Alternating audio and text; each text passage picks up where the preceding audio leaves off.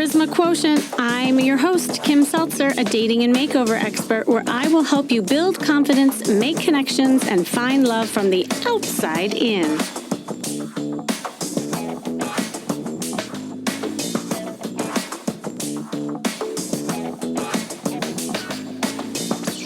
Hear a lot, just manifest the man or woman of your dreams. I mean, what does that really mean, right? Like maybe you think if you just close your eyes, you say a little chant, you sprinkle a little like fairy dust in the air, your soulmate is going to appear. Poof, they're there. If it were only that easy, right? Well, honestly, it can be, but you have to have the right mindset, the right tools to do so.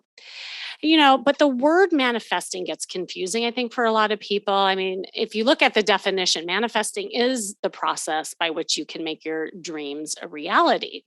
And it involves visualization of your dreams, thinking positive thoughts, forming encouraging beliefs, taking action consistent with such thoughts and beliefs. And the great thing about manifesting is that you can apply it to all kinds of dreams. So whether you're looking for a happy relationship, fulfilling career or something else, you can use that manifestation to bring those things into your life. So take this notion of manifesting love, since that's what the show is about, right? You can manifest love because you might believe it will bring you happiness. Romantic love can also bring feelings of peace, empowerment, strength, security, among all these other things. But the thing is, it's important to build up those feelings before you find love. So this is where, people get confused. It's like, well, I don't have to do the work. I don't have to really look at myself. I'll just sprinkle the manifestation dust into the air and it'll happen. But by doing that inner work and believing that you have the power to attract something amazing or perhaps something different than what you had in the past, it'll be that much easier to attract romantic love, and it's the right love for you. We are all attracted to people who are happy and fulfilled. So then you have to ask yourself, what are you? Like, are you happy and fulfilled? And what does that true love really mean for you?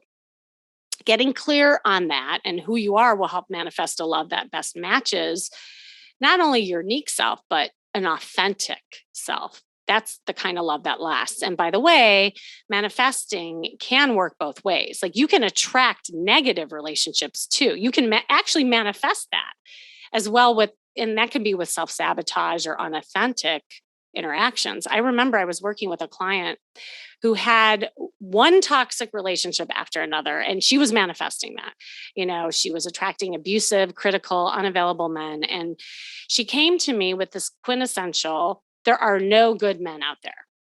To which I simply said, you're right. And I remember she looked at me kind of perplexed and she said, you agree? I said, yeah, I totally agree with you. I believe you that there are no good men out there because that's all you are seeing and who you are attracting. So of course your conclusion is that there are no good men. Now, growing up, what was important about the story is that she had a father who was really critical and emotionally distant, so she never really saw that good men thing, like the no good men mantra started at a very young age. And when we started coaching together, the work started with her believing that she was good enough, right? Like that she was good enough to attract a good man, and unpacking kind of her limiting beliefs around that.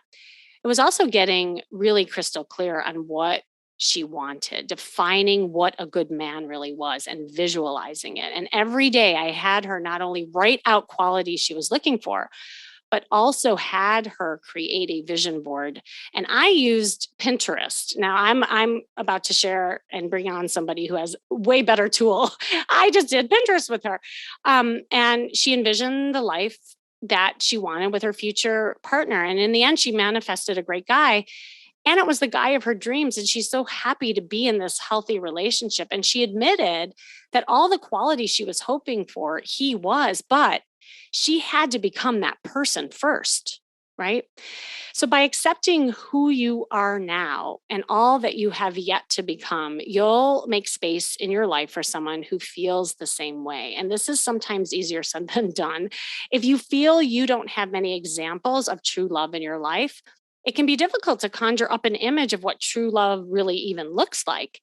So, joining me today is an amazing woman and a friend who has a tool and methodology to help you manifest love. She is a best-selling author, host of the podcast Not Over, Just Different. I love that. Co-host of the cable TV show Wake Up, and founder of Mind Movies, which you hear more about this. It's just amazing. And the hugely successful and revolutionary online personal development company that has reached over 5.8 million people worldwide. Right now, she has launched her brand new, groundbreaking social and emotional learning curriculum entitled Personal Growth Studies into schools here in the US, which is designed to empower youth from ages 5 to 18 years to live fulfilling and successful lives with high self esteem and vision for a bright future. In October of 2018, she traveled to Liberia, where she met with government officials and launched personal growth studies into a number of schools. What an amazing woman. She is now in the second year working with over 1,000 students. In 2020, she had an immense honor of being knighted by the Orthodox Order of St. John, a humanitarian group recognizing individuals who are not only doing great work, but who have big vision of their work they want to complete in the world by helping others. Welcome, Natalie Ledwell. Are you there? I am here. Hello, darling. Hi, Wow, you know, I'm exhausted listening to all of that. I know, but that's you. Right? Like I cannot believe, like, you're such an amazing woman, and I'm just so happy we're here, and in so many ways, right? Like not only what you do, but also like kind of your personal journey with just this manifestation thing. So Yeah. I'd love for you to just, like, in your own words, like share your story. Like how did you even get into this whole notion of, manifesting and, the tool, if you want to explain what the Mind Movie is? Yeah, so a mind movie, very similar to what you would create out of Pinterest or, back in the day, last century, we would make vision boards. So you'd cut out photos of the house you want or the vacation or the guy or whatever. Totally. Put that up on a vision board. So a mind movie is really the next step from that. And it's like a slideshow that you create. We've created software to make it easy for you. You go inside the software, there's a whole library of affirmations, there's a whole library of photos, there's music, and you combine the three of these components together to be able to create a movie that really depicts the life or the reality that you want to create. So, I obviously, you alluded to the fact that that I found love, and I absolutely created a mind movie for that as well. And for me, when I was creating that particular mind movie, my affirmations are kind of describing what it is that I want. So I was talking about, the attributes of the guy that I wanted to have, and I'm sure that you teach this, Kim. Like I didn't have a whole laundry list. I had like a few must-haves that were really important. I'm thinking everything else I can live with, but these are the things that are really important to me. So I had those in there, and I talked about how I showed up in a relationship, and I talked about the things that we do together and described the relationship that we were creating together. But when you do it in a mind movie format, you can get kind of really deep. You can get really descriptive. Because as you were saying before, part of the manifestation process is being able to already see yourself in this relationship or in the house or whatever that it is that you want. So my movie makes it not just easy to be able to see yourself, but what's more important when you're visualizing is how you feel. Yes. And so by adding the music, it helps to put you into that place. Like the song that I used for my mind movie for love was All of Me by John Legend. Because I listened to that song, and actually I'm getting goosebumps thinking about it. I listened to that song and I'm like, what I want to attract is a man who loves me like that. That's what I want. And that I want to feel that way about him as well. So that's how I kind of created that. But how we got into it's so crazy. Like, I think we watched The Secret back in 2006 when it first came out. And, we kind of learned about the law of attraction for the first time, going, wow, I did not even realize this existed. How did I miss this? And then a friend showed us a little slideshow that he'd put together. But back then it was like PowerPoint slides and photos and kind of, pretty Frankenstein together. And then he's like, let's start a business. Let's put up a website. And we kind of started from there. It was kind of just the right time, right place.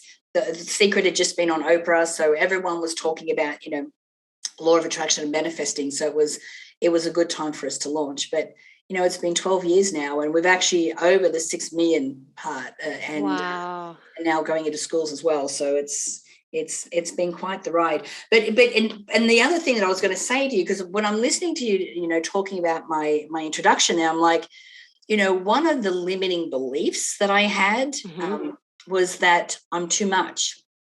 I'm going to be too much for someone to handle. Like, I've got this big, huge life. And I had, like, my husband and I, who's still my business partner, my ex-husband and I should say, we separated 8 years ago. And so, I had this beautiful, amazing single life that I'd created for myself. I've got amazing friends and travel and everything. And it was interesting because, number one, I thought it was too much. But the other thing is that I would say to myself, like, I really want a relationship. And it wasn't until the gift of the pandemic that came along and completely cleared my calendar. Yes. Oh my God. I love that you just said that. And I'm like, yes, my mouth was saying I want a relationship, but my calendar was going, are you kidding? Where are you going to fit that in? That's great. Yes. Yes. Well, and I think that's part of like the manifestation and how it can work both ways, right? Like, you were manifesting exactly where you were, which often is the rub against what maybe you ultimately want, or maybe scared of what you want, right? And go ahead. Yeah. And it's like what I was saying in my mind movie when I was describing this relationship. Yeah. I was and Bert, my guy who I met during COVID, he's been really, in the beginning, I kind of was bucking the system a little bit, but, I kind of see his point. He's like, we need to make time for this. So even in my mind movie, when I was describing all the, we're entertaining and we're going away on weekends and we're traveling the world and we're doing all these amazing things, I had to get very honest with myself and going, well, if that's what I want, I need to show up in creating that space, which the mind movie kind of kept me on track with that as well. I actually showed Bert my mind movie. We were together like 3 or 4 months before I showed it to him. And, I played in my movie and he looks at me and he goes, well, first of all, that's creepy because that is exactly, he goes, that's us exactly. I said, I know. I said, that's, what I was saying. That is so cool. I love that.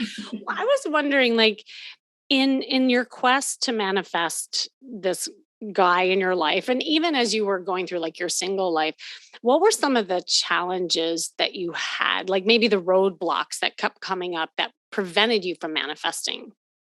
Yeah, you know what? A lot of it was my old stories, because the last time I dated, I was in my 20s and I was an aerobic instructor. So I never had to go looking for it. It always found me. I was young, I was confident, I had an amazing body. It was, so when Glenn and I separated, I was probably maybe 45. And so now I'm like in a foreign country, LA, which scares the pants off me, with like, like all the things that could possibly happen.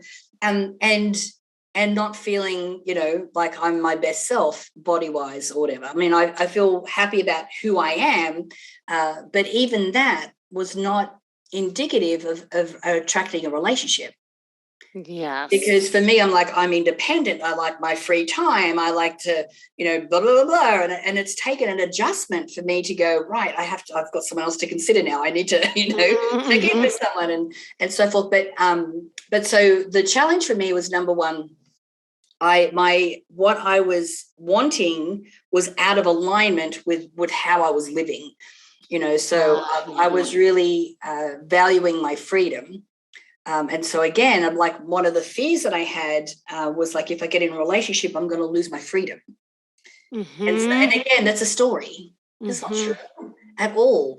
But so I had that kind of thing, or, who's going to be attracted to an older woman and blah, blah, look at my age. And, I started to kind of, as I was going through the dating scene, and I kind of had stopped dating for a while.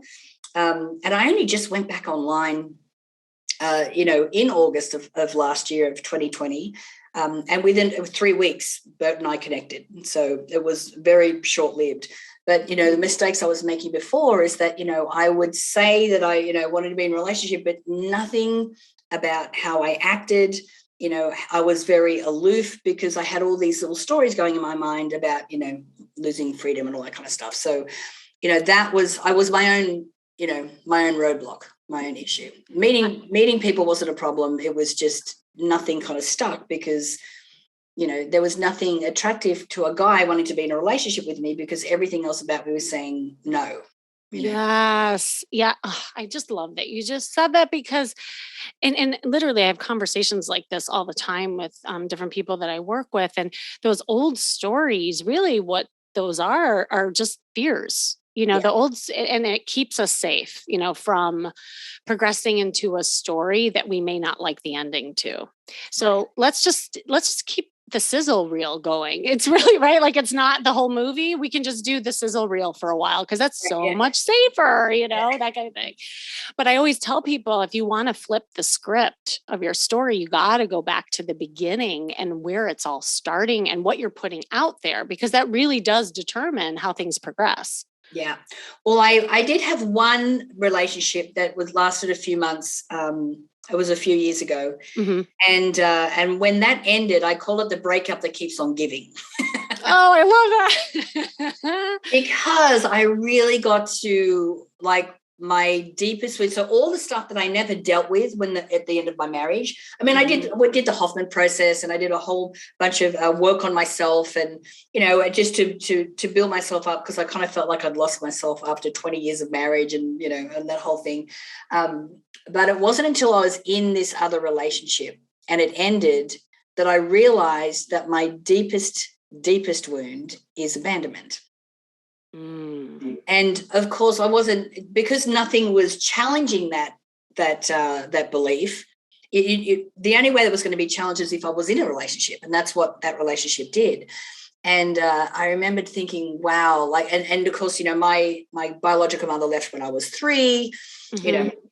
That old chestnut. So, didn't, but for me, I'd always like kind of go, that's not really my problem.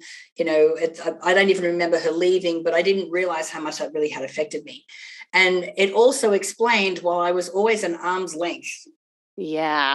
When I was, dating, or when I was in this relationship, these guys could never really get close enough. And I didn't realize what that was until that relationship ended and it all came to the surface. And I'm like, wow. So then it gave me an opportunity to work on it and heal it. It's really beautiful, just like that journey that you're talking about, and how fear can really just rear its ugly head in different ways. And often so much it's like unconscious. You don't even realize it. But it's also so powerful to know that you have that power to change it all just by recognizing things within yourself and doing things different. And that's what I was going to ask you about, because I know that like with some of the stuff that you teach there, or even in the mind movies, there's like 6 steps to manifesting. What are some of those steps, at least, or ways that people can kind of get over these fears and get to the next level? Yeah, well, so for me, like the 6 steps are pretty simple. And the first one is really, it's all about our frequency, our vibration. So we know that through the law of attraction, that we'll attract things that are resonating in the same frequency we are, and our frequency is our emotion. And so, step 1 for me is getting into my happy place. I can be in a place where I'm feeling really lonely, I'm sitting home and I've got a big glass of red wine, I'm by myself, but I don't want to be thinking about the relationship I want from that place.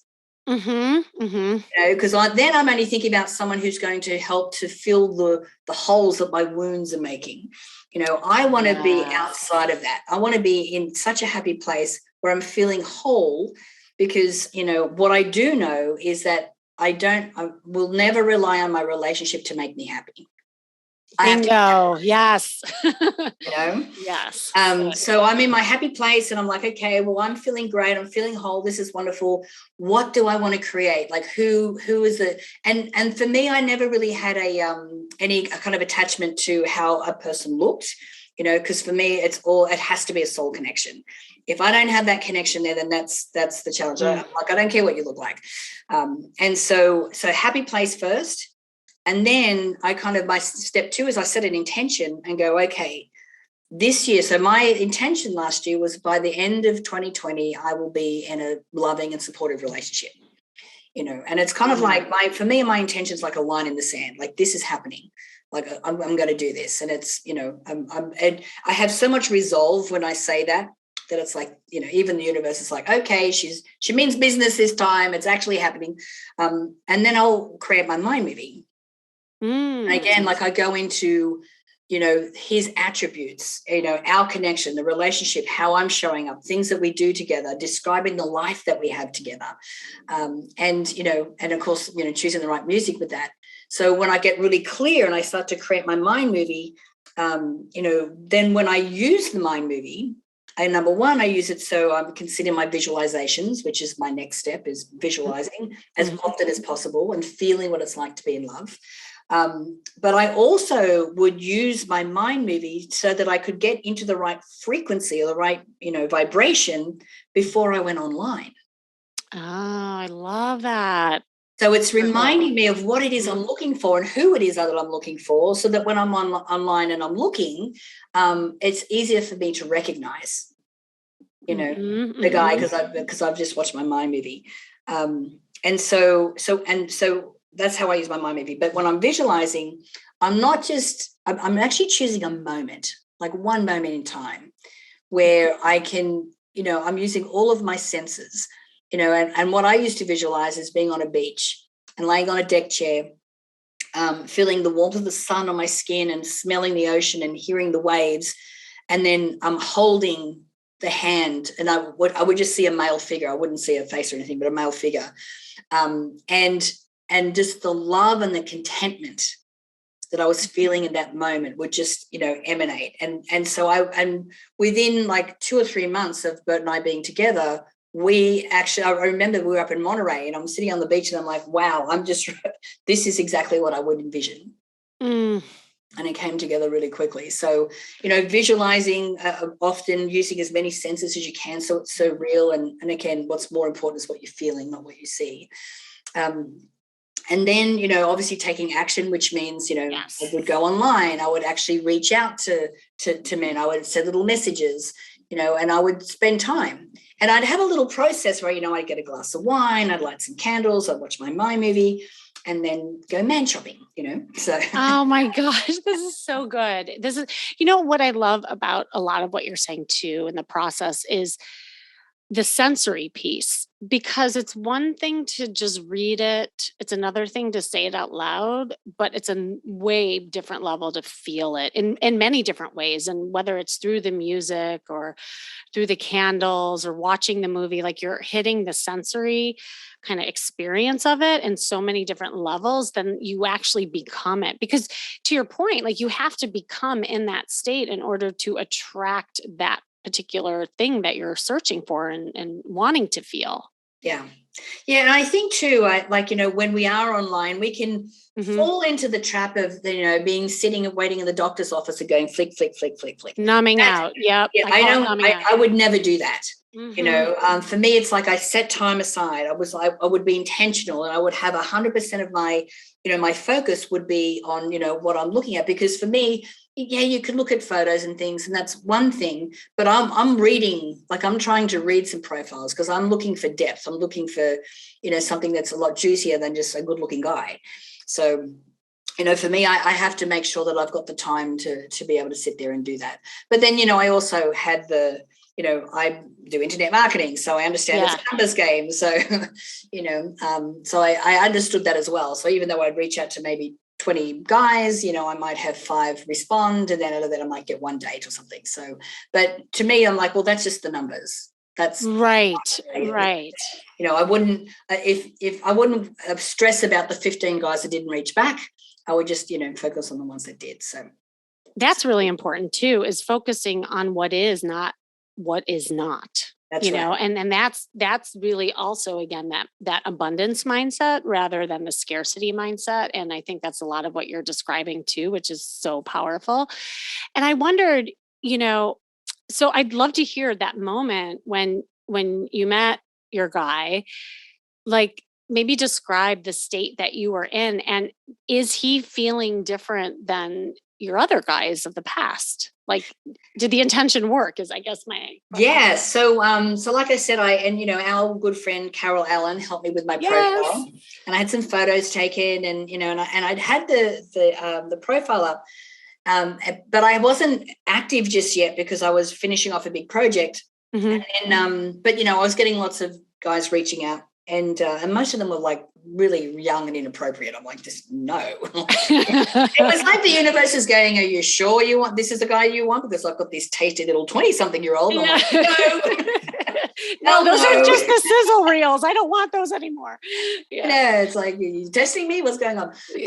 But then when Bert reached out, because one of the questions, because I was on Hinge, one of the questions and when it's COVID, so I'm asking 3 questions like, what do you do when you're home on Sunday night? Because we're all home, or what do you do Sunday mornings? And so I think the Saturday night when I said, I talked about cooking a beautiful steak and have a beautiful red wine and conversation, and so when Bert reached out, he said, what kind of steak? And I went, ribeye, hello. And he's like, good answer. And then he's like, do you still have your Australian accent? And I said, yes. And if you'd like to hear it, you could call me. So, wait, pause there. Ladies, did you hear that? She did a hanky drop. I just want to highlight that because she hinted in a very feminine way without saying, call me. Yeah. Love it. Okay, keep going. So then we called the next day, and we'd set a time. So he called on time, but he had to go away to an appointment. And he goes, I really want to meet you. And I'm like, okay, well, let's do that. I said, call me later and we'll organize something. So the next day we then met down here at the Venice Beach at the pier and went for a walk because, it's COVID. So that's what you do. That lasted 2 hours. And I think within the first half an hour, I was like, this is something. Because there were even things that he said on that first date that were affirmations in my mind movie. It was that wild. And I think the thing that attracted both of us to each other was how much work we'd done ourselves from our past relationship. And when we talked about our past relationships, we talked about how we showed up in the end of it, rather than blaming the other person. And we were taking ownership of that, and then talking about how we kind of had moved through that. And I was like, okay, this is amazing. And so after 2 hours, he had to go. His car was, was in the meter. So then we met the next day as well for lunch, but we knew on the walk. We knew on the walk. That was right. And we've been together for nearly 18 months now. So. This is really great. And it's inspiring because I think there's a lot of people, you listening might feel like that in that hopeless state, and having those fears and objections, and knowing that you do have the power to overcome that. And I wondered, during now the course of your relationship, because this comes up a lot too, is do you ever have hiccups where you start second guessing yourself, or having those dips, or are you really feeling that momentum forward now? Well, I mean, we've had some doozies, I have to say, but I think that's healthy and normal. It is, yeah. Because through the doozies, again, I'm realizing, I'm seeing some of my behavior patterns come up. And the awesome thing about both Bert and myself is that we can be in the heat of it, and then, then everything kind of calms down. We've learned how to have the conversations without being so triggered. But more than that, we've also spent time figuring out why we're so triggered. Like, why, when he says that, am I so triggered by that? And so, again, I've had some of my, my old programs come up about, being sensitive about being told what to do, or, with Bert, he has a thing that's like, when things don't go his way, there's a certain behavior pattern comes up.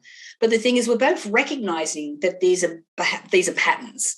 Right. And right. And the beauty of that is, number one, the other person goes, well, this is a pattern of yours, so this has really got nothing to do with me. This is just a behavior pattern that's coming up. And then when I realize, okay, this is my pattern, I can stop it, because I know that, again, it's not Bert, it's not the situation, it's just bringing this up.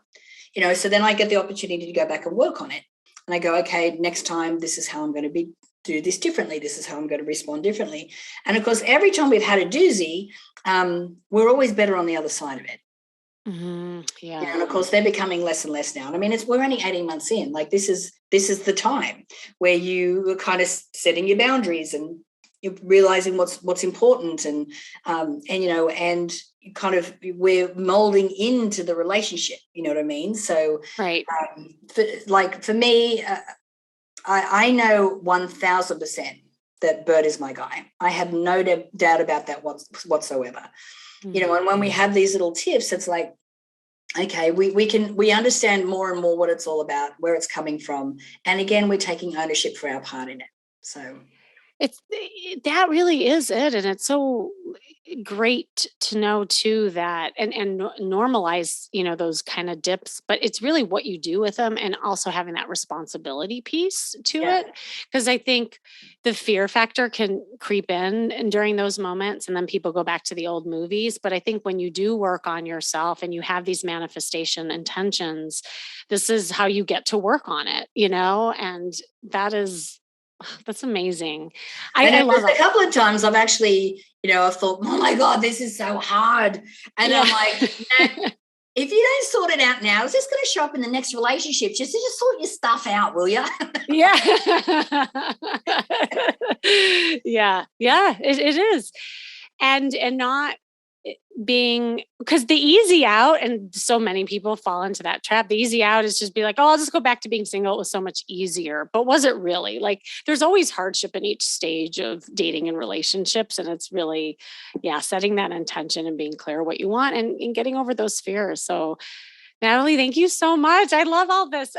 I could go on and on with you, but do you have any like parting words of wisdom that you wanted to share, or like messages to people listening? Yeah, I think for me that I'm always being pretty proactive. Mm-hmm. So, I could sit back and wait for guys to reach out to me and whatever, but then I'm not being proactive in really going after what it is that I want. Yeah. So when we talk about the action part of manifesting, it's really, part of that is really acting in alignment with the thoughts and the emotions that you have around the relationship that you want. So not just falling for anyone or anything, or just saying yes because someone asked you out. It's like, no, do you fit the picture that I want? Or are you the characteristics of the person that I want? And so, I think for us, that part of that manifestation process is being more proactive, and is, saying no to some people, and, and when you do that and your actions are all in alignment with that, the manifestation process is so much faster. That is so true. Yeah. It's funny because I just got off the phone with a client. We were talking exactly about that. And I want to also clarify, for a lot of women get confused by that with setting intentions, where then they end up in their masculine energy and they're like going at it like gangbusters. And then they get like totally burnt out. And this is what was happening with my client. And I said, it's not about being the aggressor. It's about like seeing who shows up with you with intentions and setting those boundaries. Exactly like what you just said. And something just clicked in her, and she's like, oh, she's like, I thought setting the intentions was like following up with the guys and here's my number. And like, she was going at it like gangbusters, but with that energy, that also can backfire, because you really want to see who shows up for you too. Yeah. Yeah. So, but, and I think too, when all that's in alignment, you just recognize them so quickly. Yeah. Yeah. Yes, you do start seeing those patterns like quicker and quicker. Yes. So, oh my God. Well, okay. Tell everybody where they can, find your mind movie and other things that you offer. Yeah, if you go to mindmovies.com, now on that webpage, that's kind of everything that we do. You can find the podcast there. You can actually download 6 pre-made mind movies, so you get a really idea of what they're like. Mm. And there is one there about love, and when you watch that mind movie, it gives you a really great idea to get clear about what it is that you want. So that you can, create your own. But you can also get access to the Mind Movie software there as well. So mindmovies.com is the best place to go. Well, I'm sold. And for now on, I'm not using Pinterest with my clients anymore. I'm going to send them to you, to the mind movies. It's such a great tool. So, Natalie, thank you so much for sharing everything and your story. So, this was so fun. And thank you for joining me today. This has been the Charisma Quotient. Of course, I'm your host, Kimmy Seltzer. And remember, you can build confidence, make connections, and find love from the outside in. And if you want to know more, make sure you go to my site as always, kimmyseltzer.com. And if you listen to this and you struggle with manifesting healthy love, yeah, hop over and check out the Mind Movies. It's an awesome tool, and hop on a call with me and I can help you map out a strategy with using that and to help you further. And remember, you are so powerful. Working on you is working on your dating life. That's all for now.